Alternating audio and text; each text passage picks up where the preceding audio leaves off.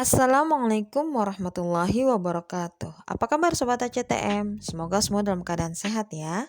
Dari buku yang ditulis oleh Usman Zaki Al-Tanto bahwa Rasulullah SAW pernah menceritakan 11 kisah wanita. Berikut kisahnya.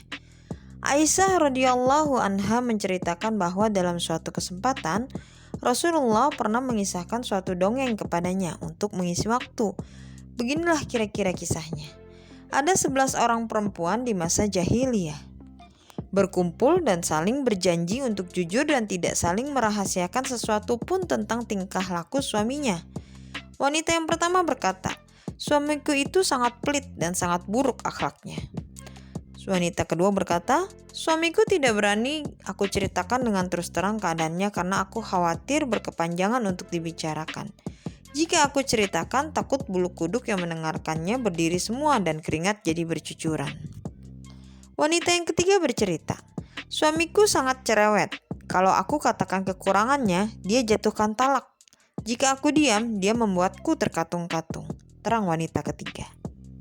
Giliran wanita yang keempat bercerita, "Suamiku itu rakus. Kalau makan dan minum tidak pernah tersisa. Ia juga tidak pernah membelaiku."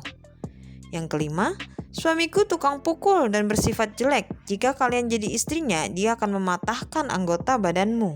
Istri yang keenam, "Suamiku ibarat hawa tihamah, tidak panas, tidak dingin, tidak menakutkan, tapi juga tidak membosankan."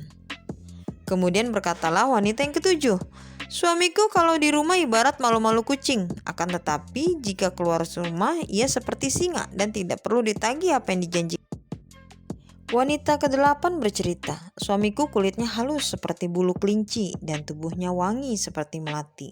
Aku menyukainya dan orang-orang juga menyukainya." Wanita kesembilan, "Suamiku punya rumah yang sangat besar, orang terpandang, suka menjamu tamu dan rumahnya dekat dengan gedung musyawarah. Suamiku bernama Malik, ia lebih baik dari yang namanya Raja. Ia punya unta yang banyak dan sedikit tempat menggembalanya. Kalau mendengar kedatangan kafilah menabuh genderang, unta-unta itu yakin bahwa mereka akan disembelih." Sindir wanita ke-10 tentang suaminya. "Suamiku ibarat Abu Zar, pak petani, dan aku adalah Ummu Zar, ibu petani." Ungkap wanita ke-11. "Ia memberiku banyak perhiasan, dapat menyenangkan aku dan aku pun dapat menyenangkannya. Dulu aku adalah gadis padang rumput, namun kini ia berhasil memberiku kuda, unta, tepung, dan penggilingan. Kalau di sisinya aku suka bicara dan tidak pernah dicelanya, meski aku selalu santai di rumah. Putra kami memiliki tempat tidur yang mewah dan selalu makan dengan paha angsa. Sementara putri kami adalah kesayangan kami. Badannya gemuk sehingga membuat iri orang lain. Begitu pula dengan tetangga kami. Mereka tidak suka menggosip, tidak suka mencuri dan membuang sampah sembarangan," tambahnya. Namun pada suatu hari, ketika akan berangkat ke ladang, ia bertemu dengan seorang perempuan muda yang sangat cantik dan menggendong kedua anaknya. Ia tertarik pada wanita tersebut dan menceraikan aku. Beberapa hari setelah itu, aku pun menikah lagi dengan seorang laki-laki terhormat di kalangan sahabat. Ia seorang penunggang kuda, pemanah, dan memberiku harta yang sangat banyak.